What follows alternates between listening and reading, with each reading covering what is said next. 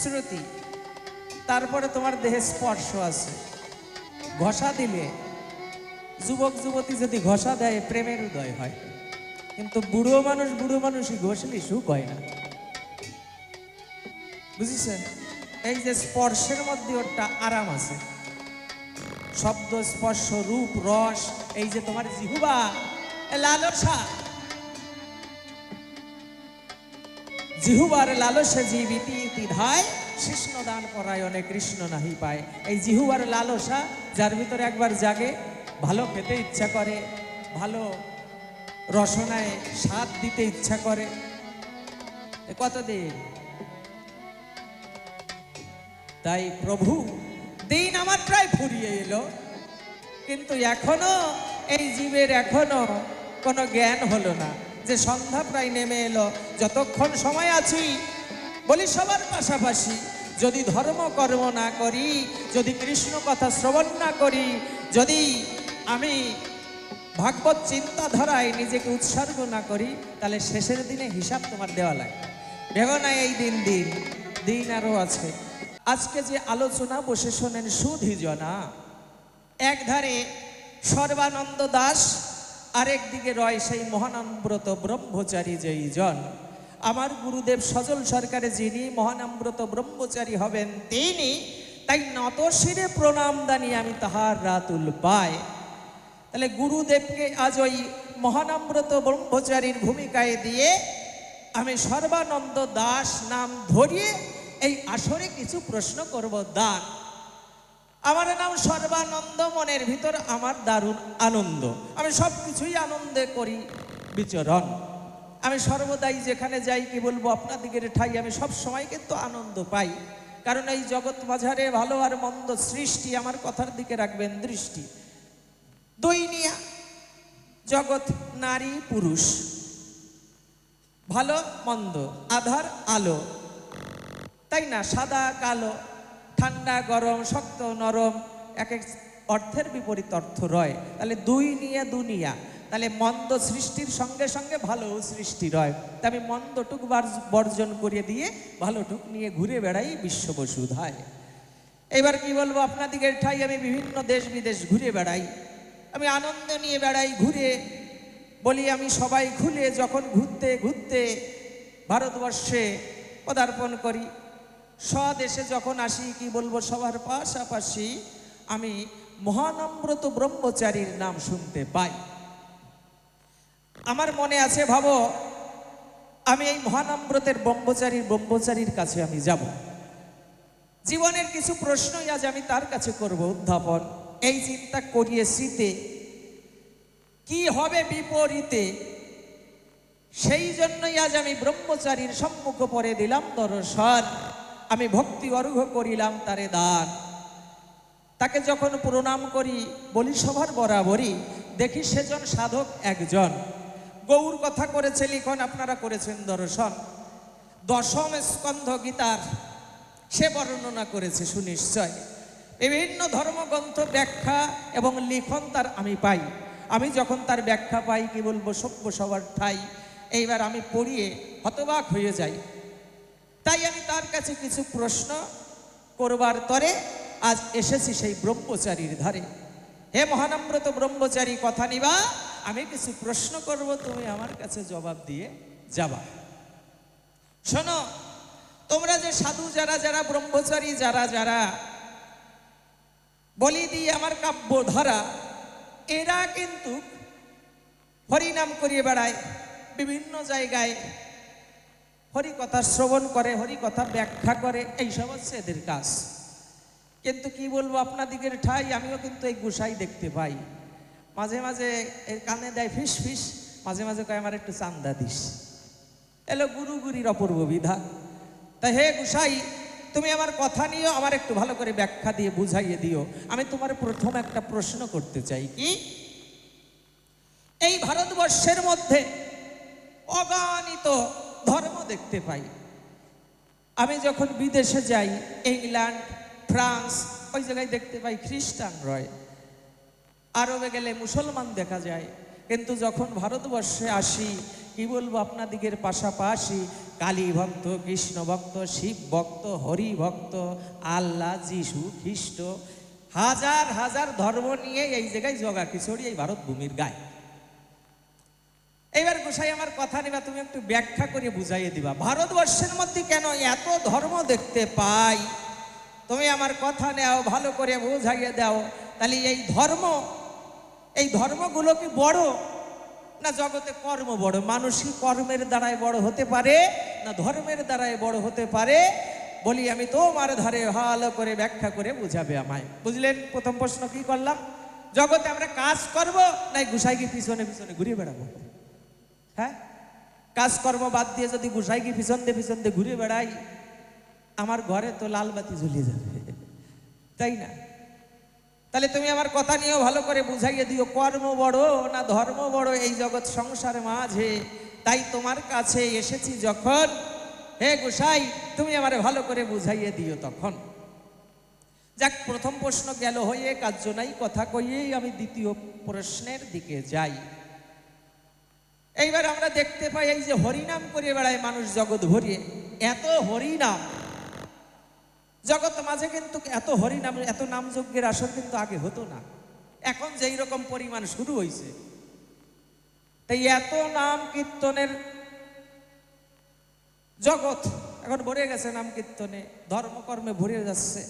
তাহলে নামের দ্বারায় কি হয়? মানুষ যেই নাম নিয়ে বেড়ায়, এই নাম নিলে কি হয়? দ্বিতীয় প্রশ্ন সহকারে আমি দিয়ে গেলাম তোমার ধারে, তুমি ব্যাখ্যা করে বুঝাইও আমায়, এই নাম নিলে কি হয়। আবার শাস্ত্রে করেছে বর্ণন, একবারে নাম নিলে যত পাপ হরে, পাতকীর সাধ্য নাই ভাবে তত পাপ করে।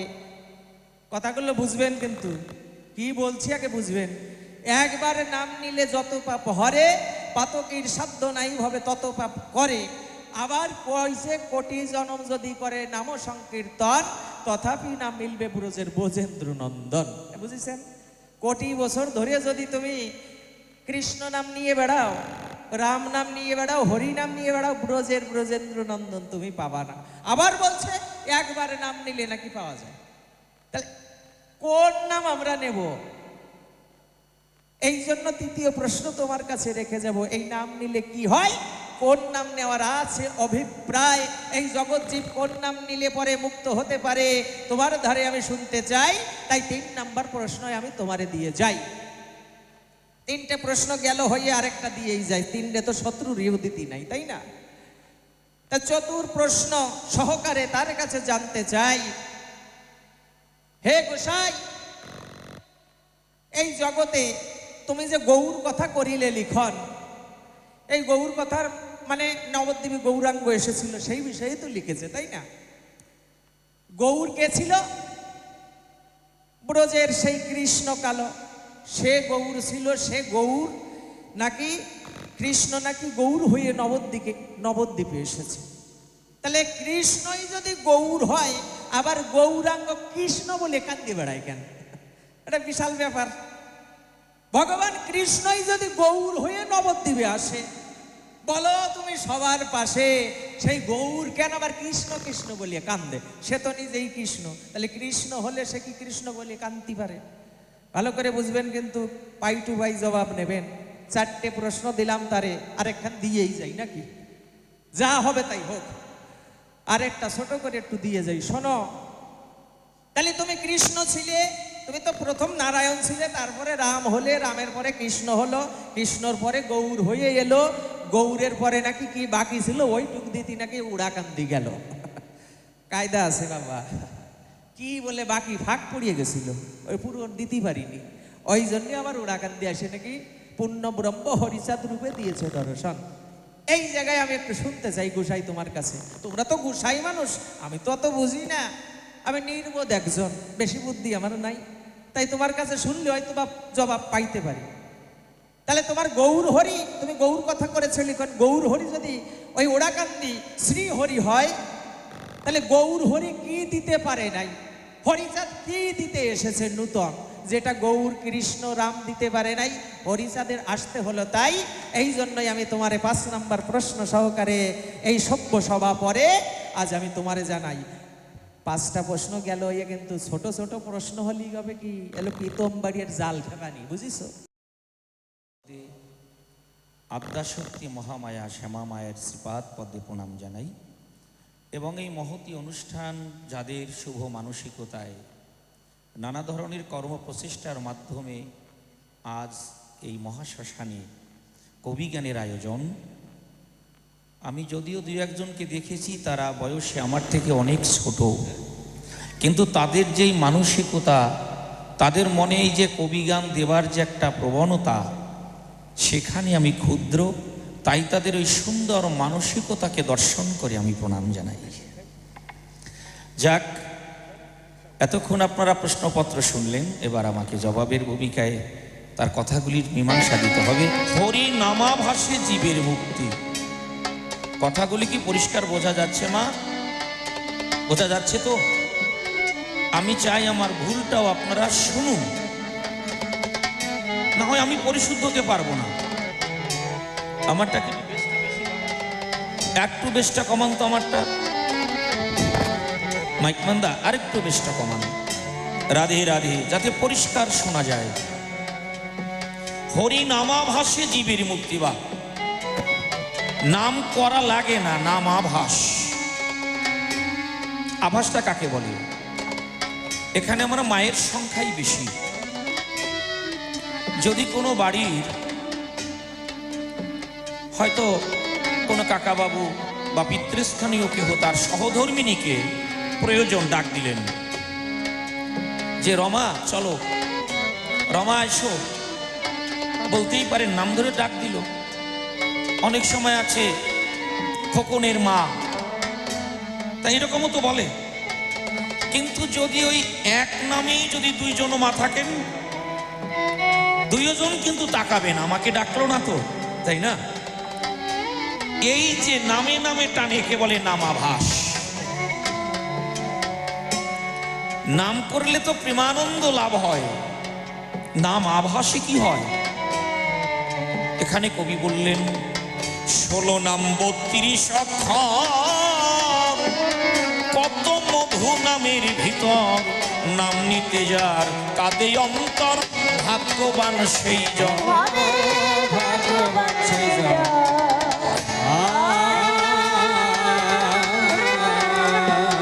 16 নাম 32 অক্ষর, দেখো কত মধু নামের ভিতর, নাম নিতে যার কাঁদে অন্তর, ভাগ্যবান সেই জন।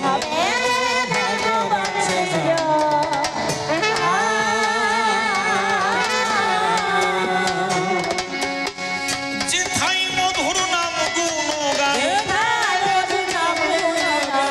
যেথায় মধুর নাম গুণগান, সেই তো বৃন্দাবন।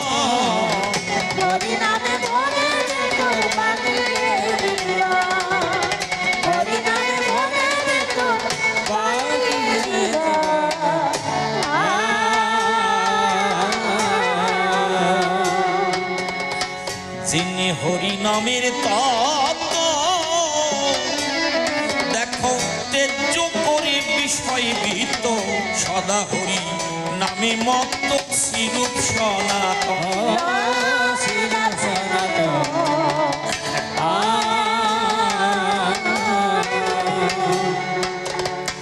যিনি হরি নামের তত্ত্ব তেজ করে বিষয়ভীত, সদা হরি নামে মত্ত, শ্রীরূপ সনাতন।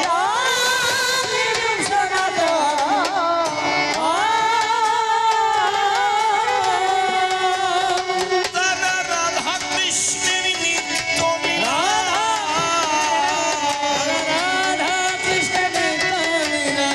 রাধা কৃষ্ণের নিত্য লীলা করে দর্শন।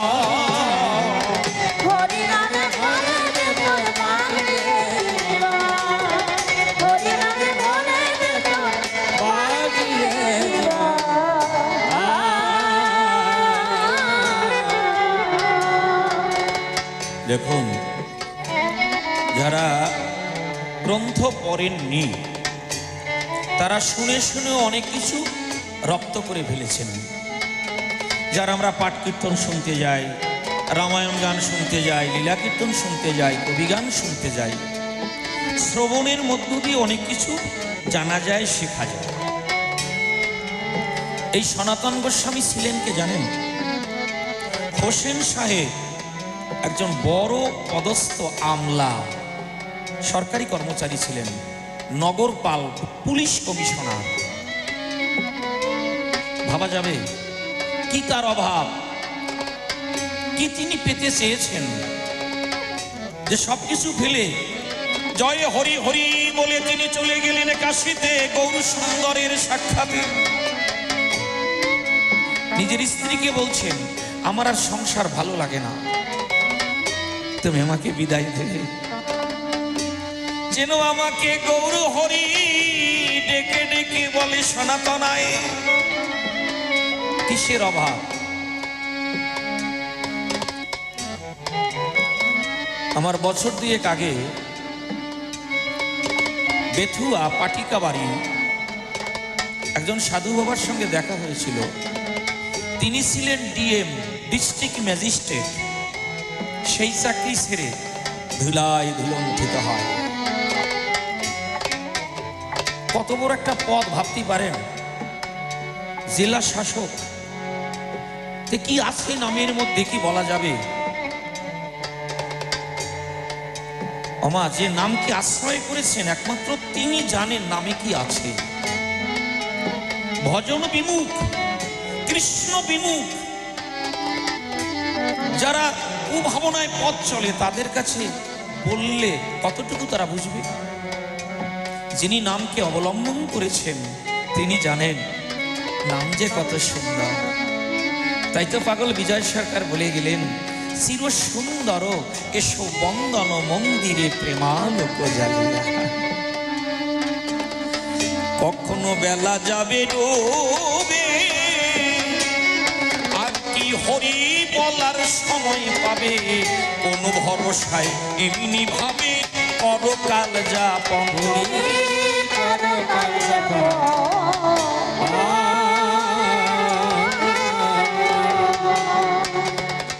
কখনো বেলা যাবে ডোবে, আর কি হরি বলার সময় পাবে, কোন ভরসায় এমনি ভাবে পরকাল যাপন।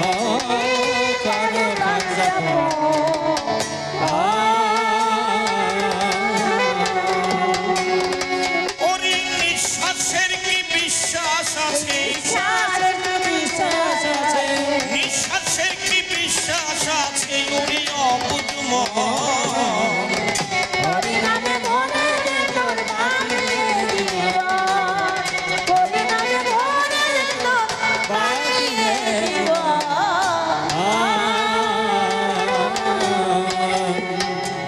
যজ্ঞ ধ্যান তপস্যার ফল, এই হরি নামে আছে সকল। নাম যে ভব পারের সম্বল, জানে সাধুজন।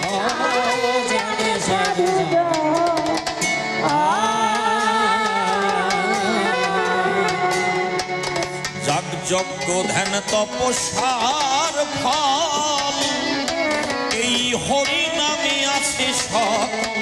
নাম যে ভব পারের সম্বল, জানে সাধুজন।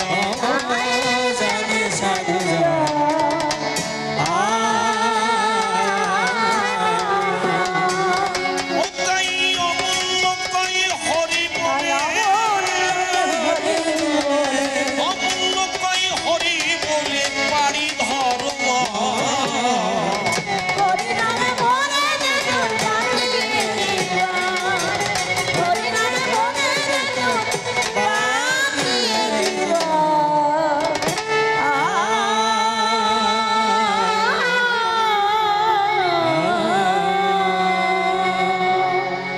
শ্রীগুরুর শ্রীপাদ পদ্ম হৃৎপদ্মে করে আরাধ্য ভক্তিভাবে প্রণতি জানাই। সাধুগুরু বৈষ্ণব হেরি আর যত নর নারী আমার প্রণাম গ্রহণ করিবেন সবাই। দেখেছি গ্রন্থ পড়ে মানুষ যাকে করুণা করে, তারে করুণা করে আমার শ্রীনন্দের কানাই। কবি চণ্ডীদাস যিনি উচ্চ কণ্ঠে বললেন, তিনি সবার উপরে মানুষ, সত্য তার উপরে কিছু নাই। স্বামী বিবেকানন্দ একই কথাই দিয়ে গেলেন আনন্দ। উচ্চ কণ্ঠে ঘোষণা করলেন বিশ্ব চরাচর, বহুরূপের সম্মুখে তোমার ছাড়ি কোথা খুঁজিস ঈশ্বর, জীবে প্রেম করে যেই জন সেই জন সে বিশেশ্বর। আপনারা করবেন আশীর্বাদ, যাহতে যাই চিত্তের বিষাদ, ইষ্ট প্রেম প্রসাদ যেন অন্তরে হয় লাভ, ছেড়ে মনের খুঁটিনাটি মনটাকে করিয়া খাটি, ভেতরেতে জেগে ওঠে যেন গুরুদেবের পবিত্র স্বভাব। বন্দনা করে শেষ কাল্পনিক ভূমিকাতে করিব প্রবেশ, সবিশেষ সভা মাঝে জানাই নিবেদন। সজল সরকার আমার নাম, সে নামটি আমি বাদ দিলাম, এবার ডক্টর মহানম্রত ব্রহ্মচারী নামটি আমাকে করিতে হবে গ্রহণ। তবে ভূমিকায় যাওয়ার আগে আমি আমার মনের অনুরাগে সেই ডক্টর মহানম্রত ব্রহ্মচারীর শ্রীপাদ পদ্মে জানাই আমার বিশেষ নিবেদন। হে ডক্টর মহানম্রত ব্রহ্মচারী, তোমার কাছে নিবেদন করি, এই অধমের নিবেদন তুমি করিও গ্রহণ।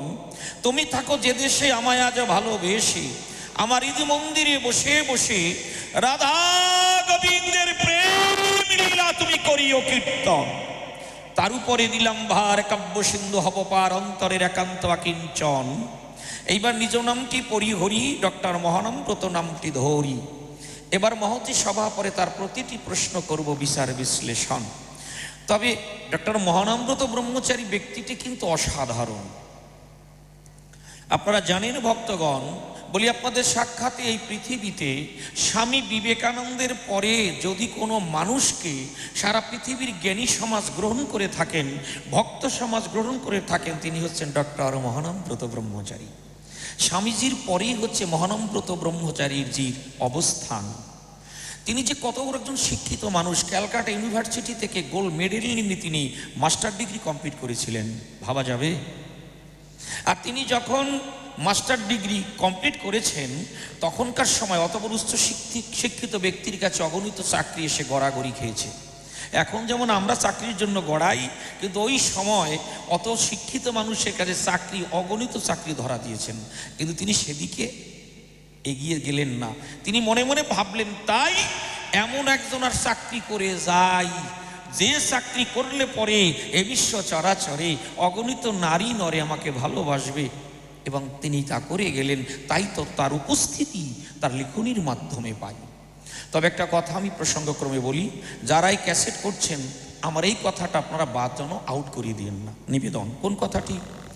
আজ যারা আমরা অর্থনৈতিক দিক থেকে পিছিয়ে আছি, ছেলে মেয়ে ভালো জায়গায় পড়াতে পারি না, আছে না সমস্যা, তাদের কাছে নিবেদন, আপনারা নবোদয় যে একটা বিদ্যালয় আছে, এটা কি জানেন?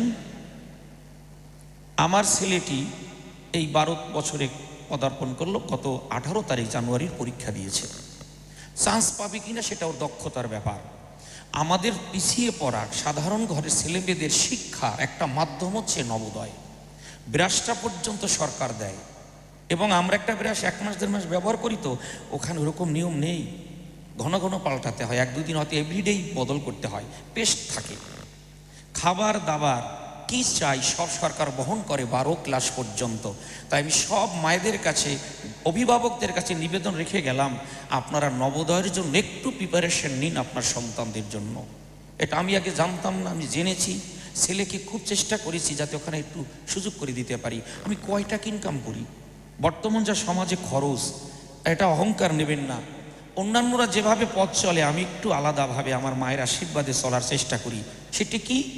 বেশিরভাগ সরকার মহাশয়রা নিজে ভালো, একজন কমা নিয়ে যায়, টাকা পয়সা বেশিটা পকেটে নিয়ে ব্যাংকে জমায়, কিন্তু আমি এই ভাবনা নিয়ে যেন ঠাকুর আমাকে না চলায়। আমার সঙ্গে যিনি থাকবেন, সহশিল্পীদের দিয়ে যা থাকবে তারও অর্ধেক আমার অর্ধেক, এটা কোনো সরকার করে না। কিন্তু আমার মাতৃবাক্যকে শিরোধার্য করে, আমার দাদু ভাই শ্রীনিবাস সরকারের আদর্শকে পথের পাথেও করে পথ চলি, আমার কম হয় না। আমার মাতৃ আশীর্বাদে আমার 1 টাকা 10 টাকা হয়ে ধরা দেয়। আপনারা বলুন, ছেলেমেয়েরা যদি সুস্থ থাকে কত টাকা লাগে সংসার চালাতে? ওই যেগুলো ফাজিল, ওগুলো বেশি বেশি লাগে। এগুলো বলতে নেই, তো বলে গেলাম। কে কাকে ঠকায়? হে বলে টাকা পয়সা কিছু না, কম দিয়ে দেখবেন আসবো না। এই তো চরিত্র, মুখে বড় বড় বাদঝারি, কাজে নাই। এই জন্য শিক্ষিত সমাজ কি বলেছেন, সাধুরা কি বলেছেন, মুখে আছে কাজে নাই, সেই শিক্ষার মুখে চাই। মুখে কও টাকা পয়সা কিছু না, কম দিলে তো আসো না, তা করোটা কি, কও কি আর দেখাও কি? যাই হোক, এটাই আমার মুখ্য কথা নয়। মুখ্য কথা হচ্ছে আপনারা সবাই একটু সচেতন হন। বিশেষ করে নবোদয় বিদ্যালয়কে যদি ছেলে মেয়ে দিতে পারেন, এক একটা জেলায় এক একটা স্কুল আছে, 80 জন করে ছেলে মেয়ে নেয়, 12 ক্লাস পর্যন্ত আপনার একটা টাকার খরচ করতে হবে না। আমরা আজ পিছিয়ে আছি, যারা কষ্টে আছি, যারা তাদের একমাত্র অবলম্বন হচ্ছে নবোদয়। আর যাকে টাকা কোথায় থবে তারা যেন বেসরকারি প্রতিষ্ঠানে যায়, টাকা খরচ করা তো একটা জায়গা থাকবে নাকি। যাক, এটুকু হচ্ছে আমার নিবেদন। এটা প্রতি জেলায় একটা করেছি, নদিয়া জেলা একটা হচ্ছে কল্যাণীতে, একেবারে সেই 5 থেকে 12 ক্লাস পর্যন্ত 1 টাকা নেবে না, অ্যাডমিশনে 1 টাকা লাগবে না। আবার কোনো প্রতারক চক্রের হাত পায়ে মানে ফাঁদে পা দেবেন না, আছে, এও আমি জানি। তারা বলে পার মান্থ আমি টিচিং দেবো, 3000 3,500 টাকা করে দেবেন, যদি পাস করতে পারে অ্যাডমিশনে 25,000 টাকা নেব, তারপরে চান্স যদি পেয়ে যায়, নাম যদি ওঠে, 2.5 লাখ 3 লাখ টাকার একটা প্যাকেজ নেয়। এত বড় একটা শয়তান চক্র আছে। কিন্তু আপনার ছেলে মেয়েদের 4 থেকে টিচিং দিন, একটু সতর্ক হোক, অনায়াসে চান্স পেয়ে যাবে। খুব একটা কঠিন প্রশ্ন আসে না, আমি দেখলাম তো। 18 তারিখ আমার নিজের ছেলেটি পরীক্ষা দিয়েছে, তা 80 নম্বরে পরীক্ষা হয়, ও 71 না 72টা ঠিক করেছে, জানি না তাতে চান্স পাবে কিনা।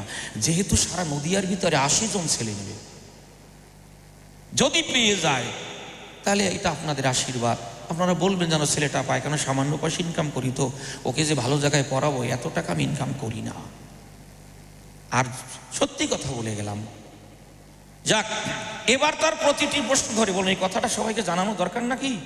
এই জন্য আপনারা আপনাদের এই প্রচার মাধ্যমে দিয়ে দেবেন, যাতে সবাই শুনতে পায়। সাধারণ এটা বিশেষ করে গ্রামের ছেলে মেয়েদের জন্যই অগ্রাধিকার। এটা করেছেন রাজীব গান্ধী, এটা রাষ্ট্রপতি পরিচালনা করে স্কুলটাকে, খুব সুন্দর। এ পার্সেন্টটা আমি বলতে পারবো না। মনে করেন 80 নম্বরের প্রশ্ন, এর ভিতরে যদি ও 80টাই রাইট করে বসে, ও 100 নম্বর হয়, কিন্তু ওই এক একটা মার্কসের উপরে আবার একটা 1.2 এরকম একটা কি থাকে আর কি, তাতেই 100 এসে দাঁড়ায়। যাই হোক, ওটা আপনারা ভালো করে শুনে নেবেন। খালি বলে গেলাম, এত বড় একটা সুযোগ, আমরা যারা পিছিয়ে পড়ে আছি, গ্রামে আছি, আমরা যেন হাতছাড়া না করি। আরও যদি জানতে ইচ্ছা করে, আমি যতটুকু জানি আপনাদের জানিয়ে দেব। আমার নাম্বারটা আমার এই বাবার কাছে আছে, রাজার কাছে আছে, তারপরে দাদাকেও আমি দিয়ে দেবো, ওনারা যেন সাপ্লাই দেয়, আমি আপনাদের আরও বিস্তারিত বলবো। বলেই তো দিলাম, আর কিছু বাদ তো রাখলামই না। খুব ভালো একটা শিক্ষা অঙ্গন, আপনারা ওখানে একটু ভাবুন, অনেক কিছু জানতে পারবেন। ঘরে বসে কি সব জানা যায়? যাক, এইবার এক এক করে কথাগুলি বলি আপনাদের ধারে, আপনারা ধৈর্য ধরে কথাগুলি করুন আস্বাদন। প্রথম প্রশ্নখানা সবাই করেছে যোজনা, কর্ম বড় দানা ধর্ম বড়, এটা তার বিশেষ নিবেদন। নামে কি হয় এটাও তার জানবার বিষয়। বাহ, খুব সুন্দর প্রশ্ন করেছে সবাই। আবার তার কাছে অনেক কিছুই করলাম, আমার মানে উনি অনেকভাবে অনেক কথা করলেন। যোজনা শুনলেন যত সুধী জোনা, একবার হরিনামে যত পাপ হরে, পাতকের সাধ্য নাচে তত পাপ করে। কেন এই কথাটা বলা হয়? আবার কোটি জন্ম করে যদি নাম সংকীর্তন, তথাপি না পাবে ব্রজের ব্রজেন্দ্র নন্দনের মাহাত্ম্যটা কি? কৃষ্ণ গৌর হলো, তাহলে গৌর হয়ে যখন আসে কেন সে নয়ন জলে ভাসে, এটাও একটু করিবে বর্ণন।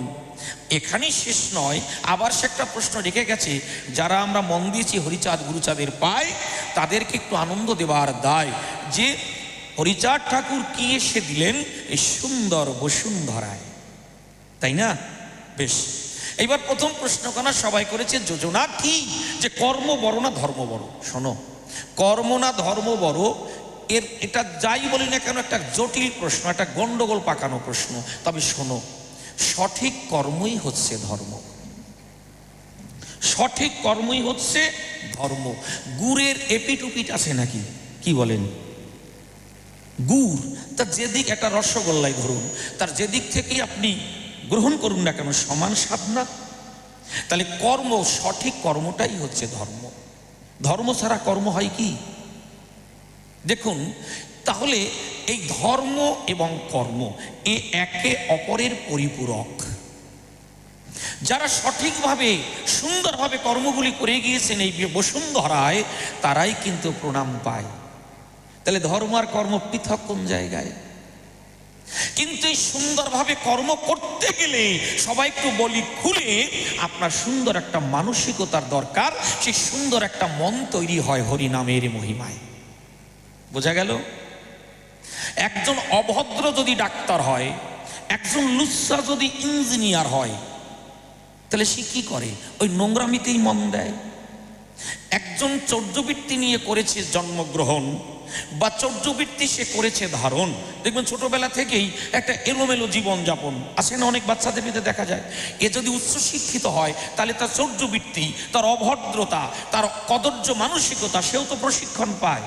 তাই একটা অভদ্র যে কোনো ব্যক্তি হোক, নরনারী হোক, সে যখন উচ্চ পদে যায় সেখানে গিয়ে সে মেরে মেরে খায়। একটা কৃষক জগতের কতটুকু ক্ষতি করতে পারে?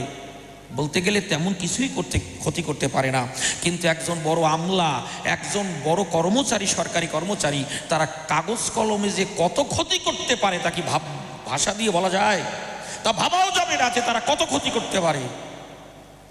এখন নাম বললেই তো জ্বালা, নাম কব না। ওই দেখেন না 52 কোটি 53 কোটি কত কি পাওয়া যায়। তাহলে মানুষ যদি সুন্দর না হয় তাহলে তার কর্মটাও সুন্দর হবে না। তাহলে যাতে সুন্দর কর্ম করতে পারে, সমাজকে নূতনভাবে গড়তে হলে চরাচরে আপনার মন মানসিকতা সুন্দর করতেই হবে। তাই মনটা সুন্দর হয় একমাত্র হরিনামের মহিমায়, সাধুগুরু বৈষ্ণব সঙ্গের দ্বারায়। সৎ ব্যক্তির সঙ্গ ছাড়া আপনার মানসিকতা সবসময় সুন্দর করা যাবে না। এবার একটা ব্যাপার আছে, মা বাবা যদি সুন্দর হয় তাহলে সন্তান ওই মা বাবার পরশে বলি মনের উল্লাসে সুন্দর একটা মানসিকতা নিয়ে জগতে সে উদয় হয়। এই জন্য পাগল বিজয় সরকার একটা কথা বললেন, কি বললেন? বারে বারে পাঠাও ভবে তাতে নাই দুঃখ, এমন গর্ভে জন্ম দিও যার কৃষ্ণ সুখে সুখ। সে কি বলেছে নাকি একজন এসডিওর ঘরে জন্ম দাও, একজন ইঞ্জিনিয়ারের ঘরে জন্ম দাও, বড় একজন কর্মচারীর ঘরে জন্ম দাও? তা তো তিনি বলেননি। বলছেন বারে বারে পাঠাও ভবে তাতে নাই মোর দুঃখ, এমন গর্ভে জন্ম দিও যার কৃষ্ণ সুখে সুখ। ভক্তমণ্ডলী, আমি যত শিক্ষিতই হই না কেন, যত অর্থশালী হই না কেন, যত বিষয় সম্পদই থাক না কেন, চরিত্রটা সুন্দর না হলে সবাই আমি বলি খুলে বিবাহিত জীবনে সুন্দর একটা সন্তানের বাবা হওয়া যায় না। এটাই হচ্ছে একটা সুন্দর মানসিকতা দরকার। আমি একটু বলি, কেউ যেন কষ্ট পাবেন না।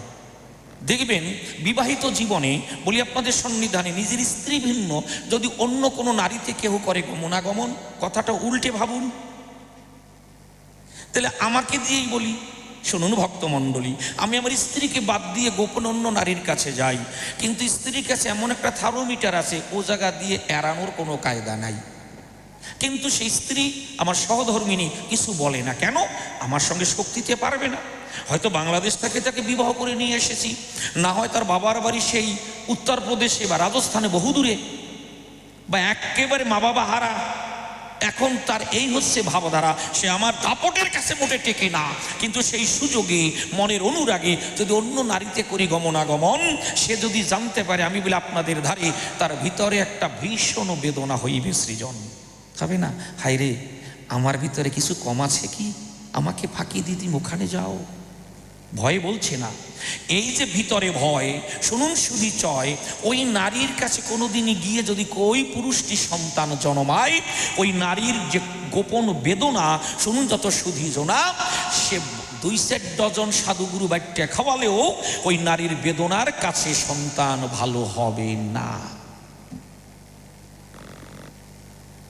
এই জন্য কথাটা বলে গোড়ায় গলদ, আমরা এখানে তাকাই না। পোলাপান কথা শোনে না, শুনবে কি? আমি কি শুনেছি? এই জন্য সাধকরা কি বললেন, মা বাবা ঝগড়া করে ছেলে পুলে দেখে, যাহার নামে সদর দরজায় বাছাগুলো রাখে। এর যে কত গুরুত্বপূর্ণ কথা, সন্তান যখন একটু বুঝতে শেখে, বলি মনের পুলকে, মা বাবা আমি আমার স্ত্রীকে ধমক দেব, শাসন করব, তা যেন আমার ছেলেটি দেখতে না পায়। দিনের পর যদি ঝগড়া করি, তাকে যদি ধমকাই চমকাই আঘাত করি, তাহলে ওই ছেলেটি তার মাকে সম্মান করবে না। বাবারে বাবা, যেন একটা বজ্রপাত হয়ে গেল। বোঝা গেল কি? তাহলে মা বাবা ঝগড়া করে ছেলে পুলে দেখে, জাহান্নামে সদর দরজায় বাছাগুলো রাখে। আর কি, মন দুষ্ট হলে জানিস রোগের আথাল হয়। মন দুষ্ট হলে জানিস রোগের আথাল হয়। এই মন যদি কারো কদর্য কার্যে যুক্ত হয়, এই মানসিক শক্তি সে হারায়, তখন কঠিন কঠিন ব্যাধি এসে তাকে আক্রমণ করে। আমি হয়তো আপনার নয়ন ফাঁকি দিয়ে নোংরামি করে বেড়ালাম, আমি কি আমাকে ফাঁকি দিতে পারি? এই জায়গাটা আমরা দাঁড়াই না। জানিস দিলাম সবারই গুগলি দিয়ে আমি টুকলি করে আসলাম, এই তো ব্যাপার, সবারই গুগলি দিয়ে আমি টুকলি করে আসলাম। একটা লোক হাসতে হাসতে বলছে, জানিস বন্ধু কি, ওদিকে পাশে বাবাও বসা আছে, আজকের বিয়ে বাড়িতে সেই ওই শাড়ি পাওয়া যায় না, পুরনো শাড়ি সুন্দর স্ত্রী স্ত্রী করে দিয়ে দেয়, একে নূতনের মতো দেখায়, যে ব্যবহার করে তখন টের পায় দিল কি, জলে ভিজলেই বোঝা যায়। জানিস বন্ধু 250 টাকাটা শাড়ি দিয়েছে, খাইয়ে আসলাম। বলে কি? তাহলে কম করে 50-60টা মিষ্টি বসান দিছি, 7-8 পিস মিষ্টি খাইছি। এই বলা টলার পর বাপে কয় কি, ও জায়গায় তো বাবা একদিন খাইলে, এখন তো তুই আমারে খাবি, ও জায়গায় তো একদিন খাইলি, এখন তো খাবি আমারে। তাই মানুষ নিজের ক্ষতি নিজে করে। পরিষ্কার কথা শুনুন, কে কাকে ঠকায়? আমি আমাকে ঠকাই। সেই সব থেকে বড় বিশ্বাসঘাতক কে জানেন? যে নিজেকে নিজে ঠকায়। কারো কাছ থেকে 50,000 টাকা ধার নিয়ে দিলাম না, সেটা খারাপ কাজ নিঃসন্দেহে, আমাকে সে বিশ্বাস করতে পারলো না, একে বলে বিশ্বাসঘাতক। কিন্তু সবচেয়ে বড় বিশ্বাসঘাতকতা হচ্ছে নিজে নিজেকে ঠকানো। যেদিন ছিলাম মাতৃক জঠরে, বলেছিলাম নয়নেরই নীরে, হে গোবিন্দ এই কঠিন পরিস্থিতি থেকে আমাকে মুক্তি দাও। গিয়ে ওই জগতে বলি তোমার সাক্ষাতে জয় করিব তোমার ভজন। আমি সে কাজ আর করলাম না, ওই পথে চললাম না, আত্মস্বার্থ চরিতার্থ করতে অপরকে কষ্ট দিতে বিলম্ব করিনি কখন। এটাই হচ্ছে ব্যাপার। এই জন্য কে কাকে ঠকায়। এই জন্য বললাম, মনটা যদি সুন্দর হয়, এই মনটাকে সুন্দর করবার পরে একটা সুন্দর চরিত্র গঠন করতে পারে একমাত্র নামেরই মহিমায়। কিন্তু ব্যাপারটা কি জানেন? মহাপ্রভুর যে চিন্তাধারা, মহাপ্রভুর যে দর্শন, আমরা সেটাকে ভালোভাবে নিলাম না। নাম করার মতন করে, যশমান খ্যাতির জন্য নয়। এই জন্য দেখবেন বড় বড় কীর্তনিয়া যাতে আরো বেশি করে বায়না পাওয়া যায়, হরে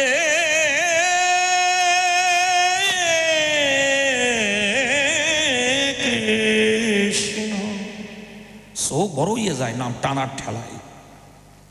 এই যে যশমান খ্যাতি, এতে হয় নিজের ক্ষতি। নাম করার জন্য, তাকে পাবার জন্য, যশমান খ্যাতির জন্য নয়। তাহলে প্রত্যেকটা কাজের পিছনে একটা দর্শন আছে সুন্দর। এই জন্য অনেকে বলে বেড়ায় কথায় কথায়, এত নাম হচ্ছে কাজ হচ্ছে না কেন? ওই জন্য হচ্ছে না। কেন হচ্ছে না? আপনি যদি শুকনো কাপড়ে সার্ফ দেন, নোংরা কাটবে কি? কাটবে? তাহলে কাপড় আগে সার্ফটা জলে ভিজিয়ে একটু ভালো করে গুলিয়ে তারপরে বসনটা দিতে হবে। তো আবার আসে কি, এটা তো আপনারা জানেন, কখনো কখনো শুকনো দিয়েও কাপড় পরিষ্কার করা যায়। সে কি, কাপড়টাকে ভিজিয়ে মাটিতে সাবান দিয়ে ডলিয়ে পরে, তখন আর সাবানটা ভিজানো লাগে না, তখন আগে কাপড়টা ভিজাতে হয়। এটা কোন ক্ষেত্রে? অধিক যদি ময়লা লেগে যায়, দেখবেন যদি কাঠে রান্না করে মায় বা বোনে, তখন ওই পাটকাঠির পোনা দিয়ে ধোয়া উড়িয়ে কি সব লাগিয়ে যায় না, ওই জম্মির কালি, বেকায়দার কালি, ওই মাটির সাবান দিয়ে তাড়াতাড়ি সাফ হয়। কিন্তু শুকনো কাপড় বসন, জানেন ভক্তগণ, যেমন শুকনো সার্ফ দিলে পরিষ্কার হবে না, তাই নামে কি করে কাজ হয় আমি দিলাম পরিচয়। সদ্গুরুর সান্নিধ্যে না গিয়ে, উপাসনা না গিয়ে নাম করলে কাজ হবে না। এই হচ্ছে পরিষ্কার ব্যাপার। আপনার জানতে হবে তো কি করে নাম করতে হয়। নাম নামে অভিন্ন, যেই নাম সেই কৃষ্ণ ভজনিষ্ঠা করি, নামেরও সহিত আছে আপনি শ্রী হরি। নাম নামি অভিন্ন, এ আলাদা কিছু নয়।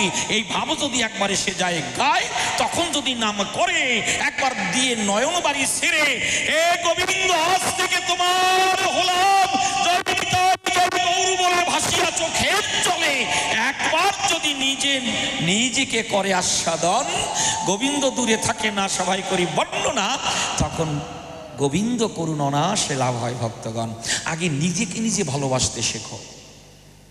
আমরা কি করি, একটা মাইয়ার জন্য জীবন দিলাম, মা বাবারে ত্যাগ করলাম, ওরে আমার ভালোবাসা রে, ওরে কয় কামের নেশা, ওটারে কয় না ভালোবাসা। ভালোবাসা আগে নিজের সঙ্গে নিজের। আমি যদি আমাকে ভালো না বাসতে পারলাম, কে আমাকে ভালোবাসা দেবে গো? তাই নিজেকে নিজে কিভাবে ভালোবাসা যায় এমন কিছু করব না কেউ থুতু দেয় আমার গায়ে, একে বলে ভালোবাসা। যে কাজ করলে পরে সবাই আমি বলি খুলে অগণিত নরনারী থুতু দেবে আমার গায়ে, ও গান গাইতে পারে, ওর মতো পাঠা পাওয়া কি যায়?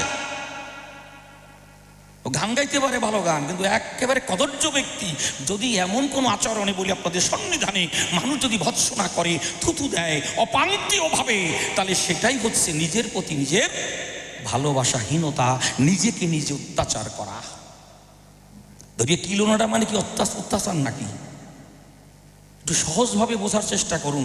আগে নিজেকে যদি কেউ ভালোবাসতে শেখে, তখন পৃথিবীর সবার ভালোবাসা পাওয়া যায়, কি যায় না? এই জন্য শ্রীমদ্ ভাগবত বলছেন ভালোবাসা কাকে বলে? স্বরূপানন্দ আস্বাদন। ভালোবাসা মানে হচ্ছে স্বরূপানন্দ আস্বাদন। স্বরূপটা কি মা? রূপ এবং স্বরূপ। লঙ্কা উদাহরণ দিয়ে বলি, এটা কি দেখা যায়? কখনো কাঁচাতে সবুজ আর পেকে গেলে, সে তো আপনারা সবাই জানেন, এটা হচ্ছে তার রূপ। কিন্তু স্বরূপটা কি? ওটাকে ভেঙে যদি রসনায় ঘর্ষণ করা যায়, তেজপ্রিয়তা পাওয়া যায়, ওটা হচ্ছে স্বরূপ। তাহলে এখানে স্বরূপটা কি? আমার ভিতরে কে, এই ভুলো কে আছে বলে এই সুন্দর ভূমণ্ডলে এই মানব দেহটা পরিচালিত হয়, তাকে যদি জানা যায়, তাকে যদি চেনা যায়, তাকে বলে স্বরূপানন্দ আস্বাদন। তাই নিজেকে নিজেকে ভালোবাসতে শিখতে হয়। এই জন্য তো দেখবেন ডাক্তাররাও প্রেসক্রিপশন করার সময় লিখে দেয়, খালি শুয়ে থাকেন নাকি, সুগার তো হয়েছে, উঠে হাঁটেন। ডাক্তার প্রেসক্রিপশন করবে, তারপরে উঠে হাঁটবো কেন? প্রেসক্রিপশনের আগেই যদি একটু হাঁটতাম, যদি সকালবেলা সূর্যোদয়ের আগে যদি শয্যাটা ছাড়তাম, তাহলে সুগার বন্ধুর হাতছানি থেকে বাঁচতাম। কোটিপতি হোক আর ল্যাংটা মানুষই হোক আর সাধারণ মানুষই হোক, রাখতে হবে নিজের প্রতি ভালোবাসার ঝোঁক। সকালে উঠে বলি আপনাদের নিকটে কেউ যদি একটু যোগ অভ্যাস করে ভালো থাকবে না? তা আমি যদি আমাকে ভালো না রাখতে পারি, আমার বউ কি আমার ন্যাকড়া দিয়ে জড়াই দিয়ে ভালোবাসবে নাকি? এটাই তো মানুষ বোঝে না। এখানে একটা কথা দেখবেন, এই বাড়ি কি বাড়ির জন্য? বলুন, বাড়ি কি বাড়ির জন্য? বাড়ি মানে কি গৃহ? গৃহ গৃহের জন্য না, আমার জন্য। বৃক্ষ কি বৃক্ষের জন্য? নেভার নয়। বৃক্ষ কার জন্য? ফল দিচ্ছে আমাদের জন্য। নদী আমাদের জন্য, তাই না? তাহলে এটা তো পরিষ্কার দেখা যায়, বোঝা যায়। তাহলে এই দেহের প্রতি শুনুন আমার বিবৃতি। মা দাবি করে, কি দাবি করে? এই দেহটি আমার। কেন? ওকে আমার এই জঠরে আশ্রয় দিয়ে জগতে এনেছি। বাবা বলে তোমার না, এটা দেহটা আমার। কেন? আমার ঔরসজাত, আমি তোমার সঙ্গে মিলিত না হলে, ওই সত্তাটা না দিলে জগতে আসতো না। তাহলে মা বাবা না থাকলে দাবি করে কি আত্মীয় স্বজন। এরকম কেউ না থাকলে শ্রীগাল বলে দেহটি আমার। বলে না, দিয়ে দাও, খাইয়ে নি। শ্মশানের আগুন বলে দেহটি আমার, দাও ভস্য করে দেই। এগুলো তো বাস্তবে দেখা যায়। তো যখন আমাকে ভস্য করে দিল, বা যারা আমার শ্মশান যাত্রী গেল, দেখবেন মানব জীবনের পরিণতিটা কি? যখন একটা মেটে হাড়ি ভাঙে, ওই ভাঙার পরে বলে কি জানেন? ওদিকে আর তাকাইও না, তাই না? এই তো পরিণতি। অথচ মোহ সারি কি? তাহলে আমার কথাটা কোথায়? নদী নদীর জন্য নয়, গৃহ গৃহের জন্য নয়, তাই না? তাহলে এই দেহটা সব কিছু আছে, হাত আছে, মুখ আছে, চরণ আছে, নয়ন আছে, মস্তক আছে, কিন্তু কি বেরিয়ে গেলে স্ত্রী কান্না করে? যে মা, তিনি কার জন্য কান্না করে? তার রেশন কার্ড আছে, তার আধার কার্ড আছে, জমি জায়গা সব আছে, অথচ কি নাই, তার জন্য কেঁদে কেঁদে বুক ভাসাই। আপনারা ভেবে দেখবেন, একটা কাঁথা, একটা শাড়ি, একটা জামা ছিঁড়ে গেলে সুই সুতো দিয়ে তাকে একটু সেলাই টেলাই করে পরিধান করা যায়, কিন্তু দেহের মধ্য থেকে কে বেরিয়ে গেলে আর কি তাকে ঢুকিয়ে সেলাই করে ব্যবহার করা যায়? তাহলে বৃক্ষ বৃক্ষের জন্য নয়, এই দেহটা কার জন্য? আত্মার জন্য। আমি কি তারে ভালোবাসতে শিখেছি? যে ভালোবাসা সামান্য সময়ের জন্য, আমরা কত বেকুল হই তার জন্য, কিন্তু যিনি আছে বলে এই দেহটা চলে। একবার কি ভূমণ্ডলে তার স্মরণ নিয়েছি, তাহলে দেহটা চলে আত্মার জন্য, তাহলে ভালোবাসাটা তো তাকে দেওয়া উচিত ছিল। এই জন্য তো রামপ্রসাদী গানে শোনা যায়, মা আমার সাধনা মিটিল, আশা না পুরিল, সকলই ফুরায়ে যায় মা। এ পৃথিবীর কেউ ভালো তো বাসে না, এ পৃথিবী ভালোবাসিতে জানে না, যেথায় আছে শুধু ভালোবাসাবাসি, সেথায় প্রাণ যেতে চায় মা। তাই বিশ্বকবি রবীন্দ্রনাথ ঠাকুর বললেন, আমাদের ভালোবাসা নিয়ে আছে একটা ভাঙা বাসা। বোঝা গেল কি? এই তোমাদের চিন্তাধারা। তাই এই চিন্তাধারাটাকে সুন্দর করতে গেলে আমাদের নামকে অবলম্বন করতে হবে। তাই গৌরসুন্দর বললেন, চেত দর্পণ মার্জনাং ভবমহাদাবাগ নির্বাপনাং শ্রেয় কৈরব চন্দ্রিকা বিতারণাম আনন্দম্বুদিবর্ধনাং প্রতিপদাং পূর্ণামৃতাস্বাদনাং পরং বিজয়তে শ্রীকৃষ্ণ নাম সংকীর্তনাম। নামে কি হয়? চিত্তটা পরিমার্জিত হয়। এই চিত্ত যদি সুন্দর হয়, তখন সে যাই করুক না কেন তার দ্বারা সবাই পরিষেবা পায়, কি তাই না? একজন ডাক্তার যদি ভাবে পরের ছেলে পরমানন্দ, মানে একজন শিক্ষক যদি ভাবে পরের ছেলে পরমানন্দ, যত উচ্ছন্নে যায় তত আনন্দ, রোগী ভালো হবে কি? ডাক্তার যদি কমিশনের দিকে তাকায়, অমুক জায়গা দিয়ে পরীক্ষা করে নিয়ে এসেছেন, ও জায়গা ভালো করে না, ও জায়গায় কেন গেলেন, ও পরীক্ষা আমি দেখবো না, ওই জায়গায় যান। তার মানে কি? ও জায়গা দিয়ে করিয়েছি ঠিকই, ওখানে আমার কমিশনটা আসবে না, ওই মনোরমায় করালে পরে কমিশনটা পাবো, ওইখানে যান। তো এইরকম যদি হয় ডাক্তার শয়তান, তাহলে তার দ্বারা পরিষেবা হয়? বলুন।